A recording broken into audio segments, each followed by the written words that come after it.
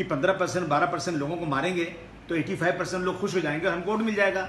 मैं समझता हूँ कि ये सोच है ना, बहुत गलत है। और ये बांग्लादेश में जब सरकार पलट गई तो कह रहे हैं कि मुसलमान हिंदुओं को मार रहा है।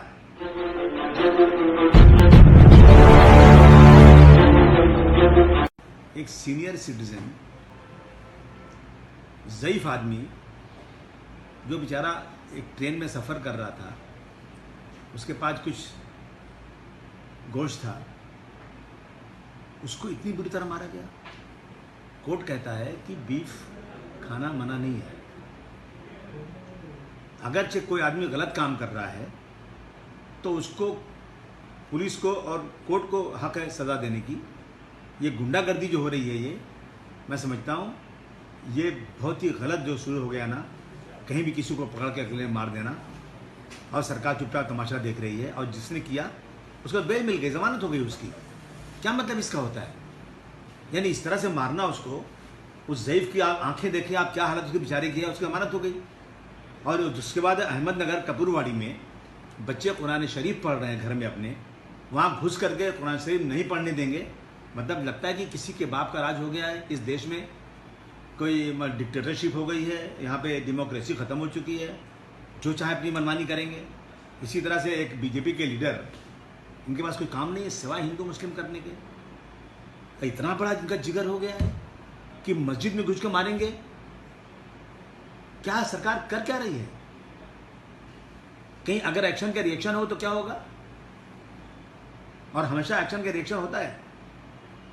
मतलब ये हद हो चुकी है कि जब देखो तब जो है कहीं न कहीं मुसलमानों को परेशान किया जा रहा है। अपने घर में कुरान नहीं पढ़ सकता, मस्जिद नमाज नहीं पढ़ सकता, ट्रेन में सफ़र करेगा, सामान लेके जाएगा तो उसको मारा जाएगा और सरकार मजाक देखेगी। मैं सरकार से कहना चाहता हूँ कि ये रोज़ के रोज़ की बात जो हो रही है ना, इस पर कुछ कानून बनना चाहिए। मैं रोज़ वही बोलूँ और आप रोज़ सुने और कुछ ना एक्शन हो। मैं समझता हूँ कि पूरी दुनिया देख रही कि यहाँ क्या हो रहा है मुसलमानों के साथ। अबू हासिम जी, कहीं ना कहीं आपको ऐसा नहीं लगता कि मुसलमानों के साथ इस देश में जो दूसरे दर्जे का कानून लगाया जा रहा है, उनको दूसरे दर्जे का शहरी बना दिया गया? इससे पहले पार्लियामेंट के अंदर अभद्र भाषा का इस्तेमाल किया गया, कटवा, मुल्ला, आतंकवादी जैसे शब्दों का भाजपा के एमएलए नीतीश राणा ने जिस तरीके से मुसलमानों को लेकर कहा कि मस्जिदों में घुसकर मारेंगे, उसके बाद उन्होंने अपशब्द का इस्तेमाल किया, गालियां दी मुसलमानों को। उसको लेकर माहौल जो है आज हिंदुस्तान का अलग होते जा रहा है। मुसलमानों के अंदर डर और भय का माहौल है। मैं इसका जवाब क्या दूँ आपको? रोज़ हो रहा है ना। हम तो बार बार असेंबली में बात करते हैं कि भाई कानून बनाइए, अगर कोई भी किसी धर्म के खिलाफ कहता है उसको जो है टेररिज्म के कानून बंद करो ताकि दोबारा उसकी हिम्मत नहीं पड़े। लेकिन सरकार चुपचाप बैठी हुई है।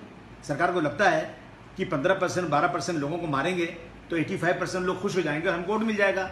मैं समझता हूँ कि ये सोच है ना, बहुत गलत है। और ये बांग्लादेश में जब सरकार पलट गई तो कह रहे हैं कि मुसलमान हिंदुओं को मार रहा है। मैंने बांग्लादेश में बात किया, मुसलमान लड़के खड़े हैं मंदिर के सामने कि अगर किसी ने मंदिर में घुस किया तो हम उनको मारेंगे। बांग्लादेश के बिजनेसमैन ने कहा कि जो हिंदू भाई बेकार हो गए, जिनके पास काम नहीं है, नौकरी चली गई उनकी सरकार गिरने के बाद, हम उनको खाना खिलाएं, अपने घर में रखेंगे।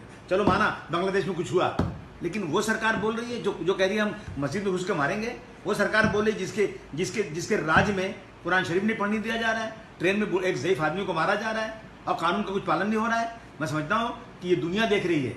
सरकार से कहना चाहता हूँ कि इस जो है ना बेशर्मी को दूर किया जाए और इस पर सख्त कार्रवाई की जाए।